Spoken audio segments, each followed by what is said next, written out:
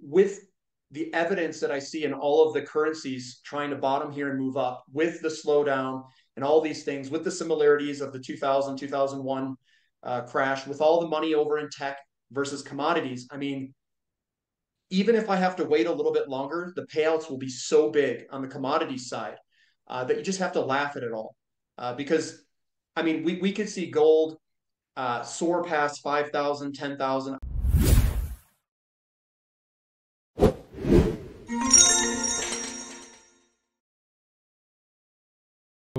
Okay, so don't want to put words in your mouth, but you're saying that you feel like we're in that right before the popping of the tech bubble. So, which also launched commodities. Gold was sitting at about 250 bucks. It ended up in 1950, I think, around 2011. Other commodities ripped. I believe Jim Rogers became famous during that time for his mutual fund that he created on commodities.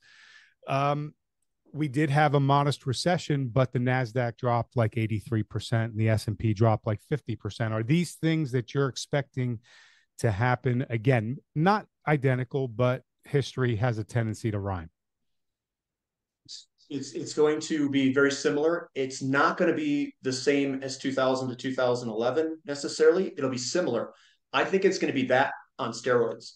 The reason I say that is, and it's going to be very similar to the 70s, more so than what we have today. And I'll describe why that is.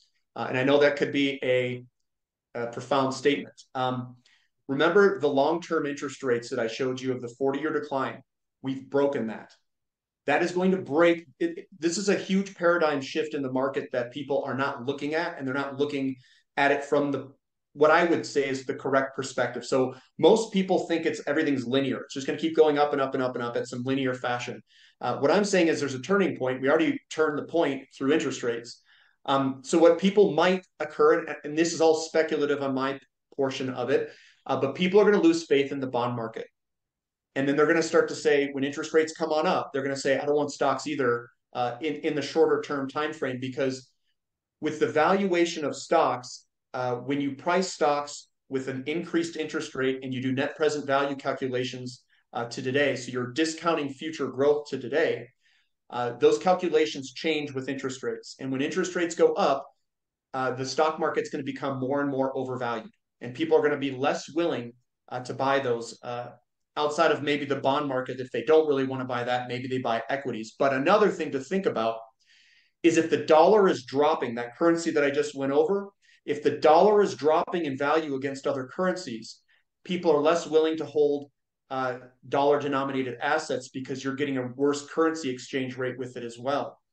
So I think with the currencies changing here potentially, and that might take another year or two, I think that the setup is in emerging markets. I think the setup is in commodities and gold based off of currency exchange rates, based off of interest rates and what's occurring in the bond markets, and that the setup is over there. And with the valuations, it's a no-brainer to me. Well, so, and that answers the question that I was about to pose is why does today's investor need to be paying attention to natural resources and why do they need to have exposure to them? You literally just answered that question. Yeah, I can go further into it. I mean, I can keep going. No, I think we got it, and I think the folks, are receiving what you're saying. So, Andy, the commodity to stock ratio, you've talked about this, ebbs and flows over long periods of time. Right now, the ratio heavily favors stocks. It's been like that for quite some time since the ratios come.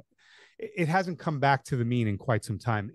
So the reversion to the mean, is that exactly what you're expecting to occur in this stock to commodity ratio, for it to rise off the historically low floor that it currently sits on and rise to the mean?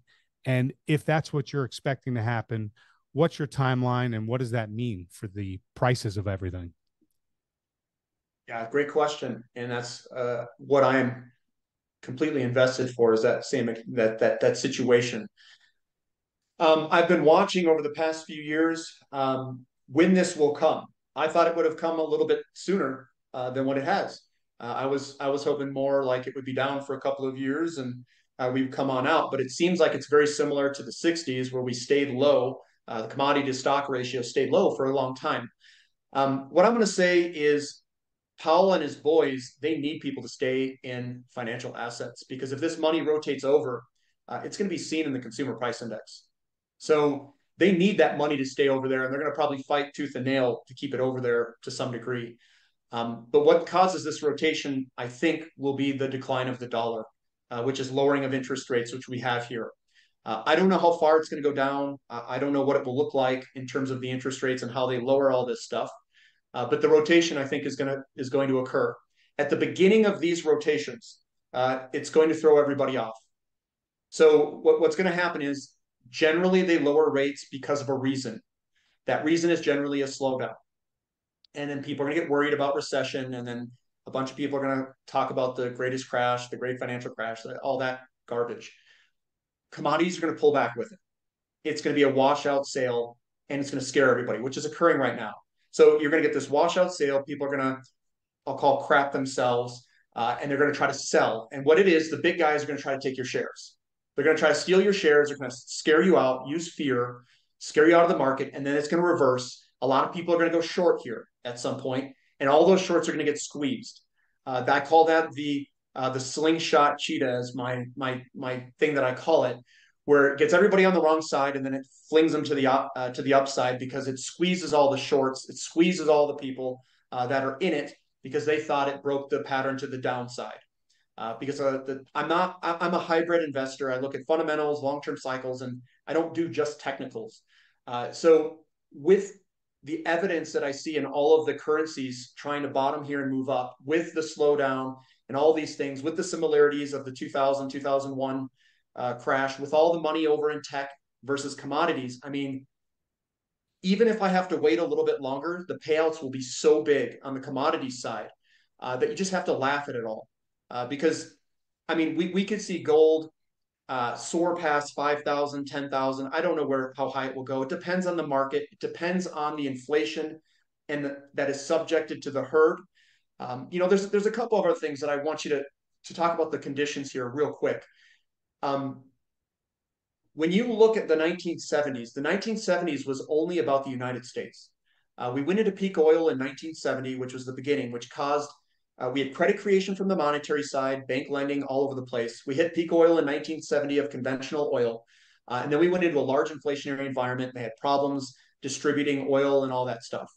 That was the 70s. And gold went from mid 30s, high 30s, all the way to $850 an ounce during that 10-year period from 1970 to 1980. We are in a similar situation to the 1970s, but this is not just America, it's the whole dang world. And we are going into this where we've got the most amount of money stuck in financial assets that we've ever seen. So commodities are at an all-time low in relationship to equities. So when this rotation, if it does occur, and I don't know what it will look like, but when it does occur, the upside, I can't tell you numbers because it'll blow your mind and you'll say, this guy's a lunatic. So I don't know where it will go. I don't know what they're going to do. It'll probably not end in gold going to some ridiculous level. They'll probably go to war and do something ridiculous and extreme is my guess. Because they need something to blame it on. They need to blame it on a war. They need to blame it on Russia or whatever. So all I'm going to say is the setup is here. It's ripe. And those that study this and they look into it, precious metals, energy, and some of these commodities, I think will be absolutely the best investments. It's like you're buying NVIDIA at the bottom of the market in 2020s, and then you're going to see some ridiculous thing. And if I sat here in 1982 and told you, some of these stocks are going to go up 100-fold, 200-fold, 400-fold, you'd probably look at me like you're crazy. We've got inflation that's running rampant and bond prices that are at 18% in 1982. So it's the same situation, just reversed from 1982. 82 was the bottom of equities. Today's the bottom of commodities. So once the Fed begins their rate cutting cycle, they typically don't stop until they reach their target. Now, of course, the deteriorating economic metrics are probably giving them the cover to do it, but more than likely it's the actual budget strain that the higher interest rates coupled with the high debt is putting on the country. So they have to lower those interest rates to be able to afford the debt servicing. I think the last thing we saw on the debt servicing was it overtook defense spending, which is already number two, I think. So it sounds to me like you think this rate cutting cycle is going to impact gold and the miners dramatically. Are you expecting it to see that here for the rest of 24 and into the first half of 25? So at some point here, we are going to rip. I think the gold and silver mining companies are going to do incredibly well. Because remember, on a slowdown, you're going to have low oil, and you're going to have an increase most likely in gold. Gold specifically first, and then silver will follow behind it. Silver has broken its trend, its downtrend line of its cup and handle of a 45-year pattern. I mean, this is like Launchfest 2020s here for gold and silver, in my opinion. I'll share a couple of charts here that are incredibly important for anybody who's a gold investor here. So what I'm going to do is I'll yank this up for anyone who's this is something that's very, very important here. So this is the gold price divided by the consumer price index. So the way that you want to view this is you want to view it as the margins of the gold and silver mining companies. As this goes up, that's kind of like their margin expansion to some degree. If we can, well, basically, we are breaking out of this pattern to the upside where we could see margin expansion of the gold and silver mining companies. And that's what I'm using this for, is the margins. We had a big move in the 60s to 70s, but you have to keep in mind, though, this bull market here, we were still in a declining interest rate environment. The bond market was still sucking money into it, so to speak, to some degree, and people still had faith in the stock market and stuff like that. This here, when we have an increasing interest rate environment, money may rotate differently than what it did the past 40 years. And with this break here recently, I think this could be a very big move. Now, I want to also layer into, on top of this, the silver price. So this is silver. This is, and I'm just going to do logarithmic and back way on out here. So this is what I think silver could potentially do. It's a big cup and handle pattern. And I'm not saying that this is what my projection necessarily is. What you do is you take the size of the cup and you project it upward on top of the pattern. So, 350-ish, $300, that is very possible. Doesn't mean that I'm going to sit here and tell you that at 100% is going to go there in a straight line to straight up. This could take 5 years. It could take 2 years. It could take 10 years. I don't know. But what we have is a big cup and handle, and we broke the right-hand handle. So what you want to do when you're an investor, or at least what I do, is I look at the pattern. I say, dude, this is a big pattern. Do we have the market conditions that support this move? If the answer is yes, then it's kind of like, well, it's time to put some money into some of these investments. Then the question is, should I go into the physical metal or should I go into miners? And that last chart I just showed with the gold price divided by the consumer price index means that we are breaking, and the margins could break too. So if you get an alignment where you've got gold and silver running to the upside and their margins are expanding, going up faster than the consumer price index, and then the last question I would ask is, well, how cheap are the gold and silver mining companies in relationship to the metal itself? So when I look at that, and what this is the gold and silver mining companies versus gold. It's XAU divided by gold. We've just broken the downtrend line recently from an incredibly low level. We're talking lower than the 60s and 70s and going all the way back. And I know this chart doesn't have it, but some charts we can see that. What I'm trying to describe here is the gold and silver mining companies have never been cheaper against the physical metal. We've got the physical metals that are breaking out against the consumer price index. And then we've got these big 40-year patterns in silver that are breaking its handle to the upside. I just look at that like I've convinced myself to put a bunch of money in this stuff across the board. Right. Physical, miners, I don't care. I'll take anything because that alignment, it doesn't come, guys. It's like once in a lifetime alignment.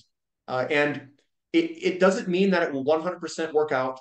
It doesn't mean that it's going to occur next year or in 6 months. It could. because the alignment's there. And what I look at is I look at that and I say, you know what, I'm going to take a shot at it. That's kind of how my opinion is with that alignment. And that's the alignment that I look for, is that full alignment. So you're talking about margin expansion, Andy. If the price of oil plays a heavy burden on the mining company balance sheets as the price goes higher, then as the price goes lower, it should be a major positive for mining companies. It just so happens oil's trading much lower the last few months. I think today, before we came on, I looked, it was about $65 a barrel. What impact are you seeing these lower oil prices having on the mining company balance sheets? And is it beginning to show up in the charts? Yes. So the condition, the slowdown that I'm describing in the decline in the dollar and gold price and silver going up over the next few years, I think oil will remain low for a period of time. I'm still bullish on the longer term, and I think gold and silver mining companies are going to go good here. They're going to go good from whenever they take off to whenever the full-on inversion of the yield curve and the Fed's basically done lowering rates. Maybe not fully lowered rates, but it'll be somewhere in that range. 6 to 18 months from now is what I'll say it. 6 to 24 months, somewhere in that range. And then gold and silver is going to, this is the prime time right here. Oil is going to be delayed. And then when they're done, whenever oil starts to bottom and turn, you're going to see oil like beeline it to some high level.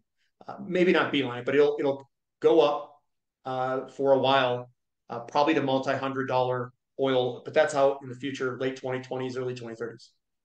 So the 4 to 5 decade mean ownership of gold and gold related assets is in the 2 to 3% range. It had a high of about 8% during the 2008 great financial crisis. And currently it's less than 0.5% ownership. Is your technical analysis pointing to a reversion to the mean occurring where 2 to 3% ownership in gold and gold related assets is once again attained? Or are you even looking for a move past the reversion? Because oftentimes when things revert to the mean, it often blows past for a period of time and then comes back. Yeah, another great question. I'm going to say I don't know what this will look like, and a lot of it will depend on the herd and how scared the herd gets. And the herd is the people in the system and what they are subjected to and how they take it. We could see, and this is kind of the extreme level, where people get scared because the inflation rate is strong enough out in the future where they say, I don't care what it is, take the money and just go buy whatever you can get with it.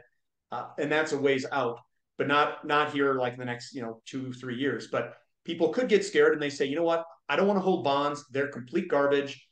You're seeing big central banks do that already. They're buying gold and they're selling bonds. I think that's going to occur with individuals. And I think the shift, it all depends on how fast people shift in their mindset, where if their mindset changes, they see it, they feel it, and they say, crap, I got to buy something. They may go run at gold. But here's the thing. This is worldwide. This isn't just America. It's worldwide. Yeah. 1970s bull market was just America. This is worldwide. So there isn't, I mean, you go look at silver, they produce 800, 900 million ounces a year, a billion ounces, somewhere in that range. Can you imagine if everyone's trying to go at it? I mean, there isn't enough for it to go around. So they need the money to stay over in these financial assets. What are you going to say, Gary? Well, what I was going to say is also compared to the 70s, there's more millionaires, millionaire, 10 million, 50 million, 100 million worldwide than ever before. And these people are going to be looking to protect their wealth. So there's so much more wealth, paper wealth, that's going to be looking to funnel into monetary assets like this, commodities, et cetera. The question is, when will that occur? I don't know the exact timing of that. But I can say this, I would rather be a little bit early or way too early than a little bit late or way too late, because you're reacting at that point. I think physical metals could be an insanely good way to protect wealth. I think the equity markets, I think, will do well too.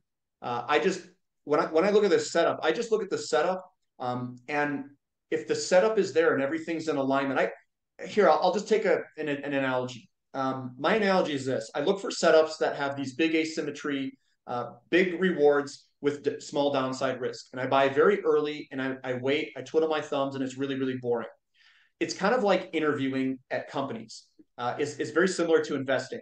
So you want to be prepared. You want to study the company. You want to tailor your resume to that company to get the best, highest percent chance of getting the job that you're applying to. It's the same thing with investing. You invent, you research the company, you research the sector, you buy it early, you get in there, and that doesn't mean you will 100% win. It doesn't mean that you'll 100% get the job in the interview, but you're preparing for the outcome. And if you apply to enough positions, you prepare well enough, and you spread your money out in enough different sectors, you don't need to win on everything because the symmetry is so big and lopsided that you only need to win in a few. You only need to get one job out of the 5 applications that you put in, so to speak. And you want to apply to positions that you want, not crap, at Taco Bell or whatever. I'm not saying Taco Bell jobs are crap, but you want to apply to something that's going to work. Same thing with investing. So I think the setups are there. I think the symmetry is there. I think if you can do the work and you look at some of these companies underneath the hood, there's a lot of garbage companies. You got to get in some of these good ones, and you just play this thing out, and you're going to have to be patient because we don't know when it exactly will hit. So I don't want to put words in your mouth, Andy, but are you anticipating a period coming up in the next few years? And I think I know your answer, where a rising tide raises all boats for the miners. In other words, as long as they have the word gold in it, investors of all sizes are going to be buying those equities. And do you expect, like in the 70s, to see, and even in the early 2000s, to see some of those names pop 50 times, 100 times, or even larger this time around? I fully expect that. I think we're at the beginning of the bottom of it, and people are. So another one I'll say is, in order to make a lot of money, you have to be early, and people don't want to be early because they don't want to sit in something and have it not do anything. So you kind of have to condition yourself to watch paint dry, and enjoy it because you're just like this. This is horrible. Or focus on other things like making money and accumulating more in the companies that you think are good. Look under the hood. There's companies right now that are probably going to go and make mines at some point in the future.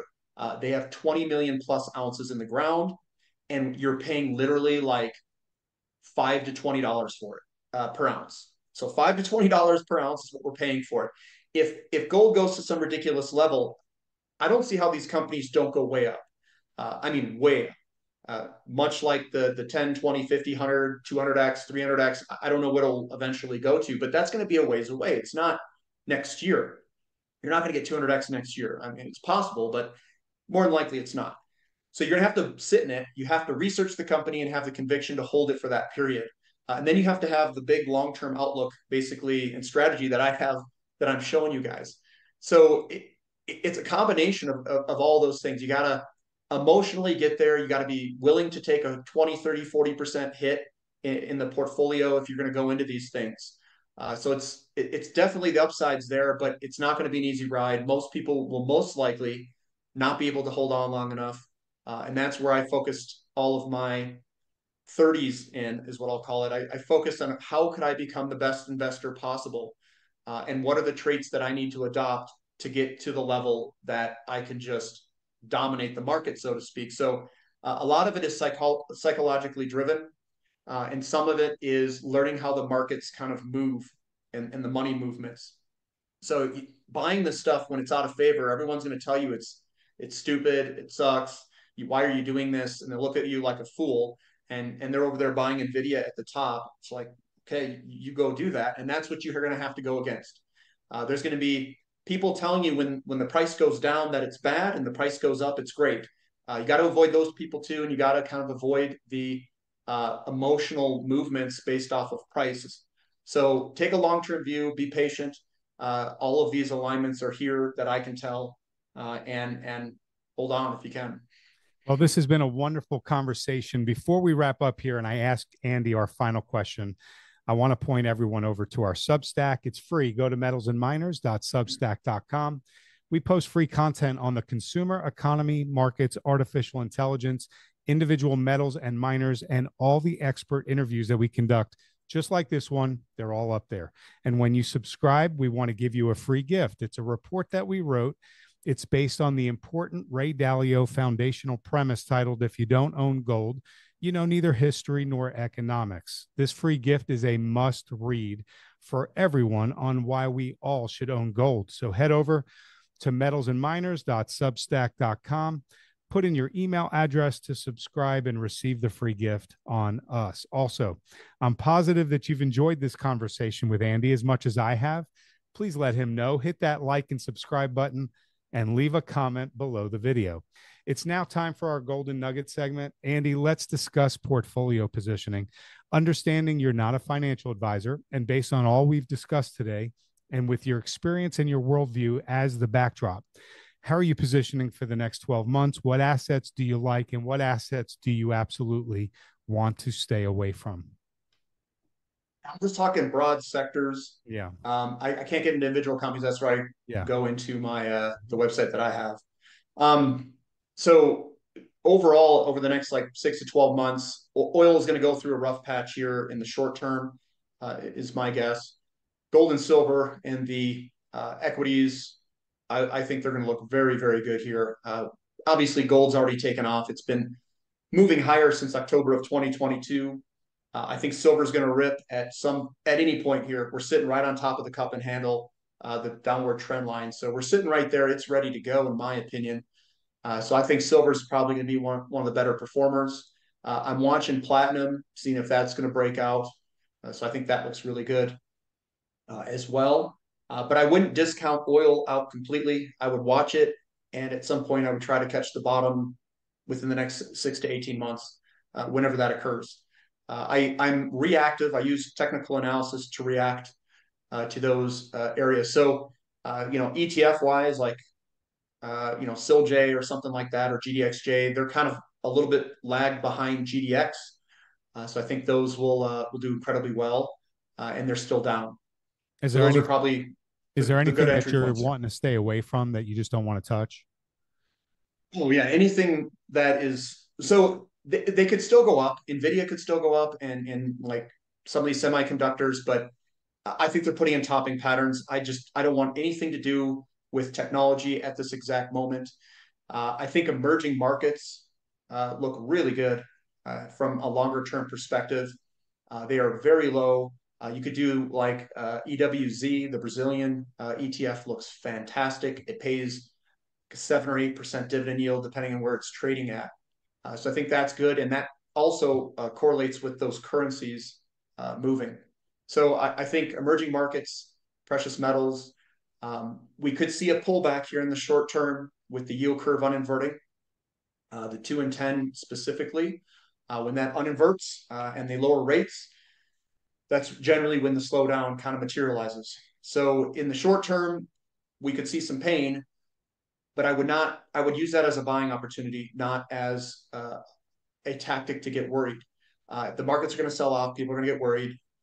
I would look for potential bottoming patterns that haven't been created yet. It'll be here shortly, however long. And then you take positions and ride it on up. That's the way that I would do it. Andy, thank you so much for coming on to Metals and Miners and for being so generous with your time, your analysis, and ideas. It's really been incredible to spend the time with you. Would you please share with the viewers any important message you want to leave with those tuning in, where they can learn more about your work and how they can connect with you? Yeah, so I'm on Twitter. It's at @finding_finance. I have a YouTube channel, Finding Value Finance is how you can find me. And I also have a website that I dive deeper into individual companies looking for these investment opportunities. And I use fractal analysis in the charts. I use the fundamental sector approach to inventories and all that stuff to find companies. And I spend countless hours listening to quarterly earnings conference calls and stuff like that, trying to find and uncover some of the best companies for this bull market that's coming and that we're in. So yeah, that's what I've got. It's finding-value.com for the website if you want to check it out. Yeah, so I'm going to put all that information up on the screen. It's also going to be links in the description area for you guys to click through. Guys, I've been following Andy for several years now. He's a wealth of information. He brings clarity to the charts, and he's here to help the community. So if you're not following Andy, you really need to. Andy, thank you so much for being on with us. I look forward to having you back on. And everybody else, thank you for watching. See you guys. I want to point everyone over to our Substack. It's free. Go to metalsandminers.substack.com. We post free content on the consumer, economy, markets, artificial intelligence, individual metals and miners, and all the expert interviews that we conduct, just like this one. They're all up there. And when you subscribe, we want to give you a free gift. It's a report that we wrote. It's based on the important Ray Dalio foundational premise titled, "If you don't own gold, you know neither history nor economics." This free gift is a must read for everyone on why we all should own gold. So head over to metalsandminers.substack.com, put in your email address to subscribe and receive the free gift on us.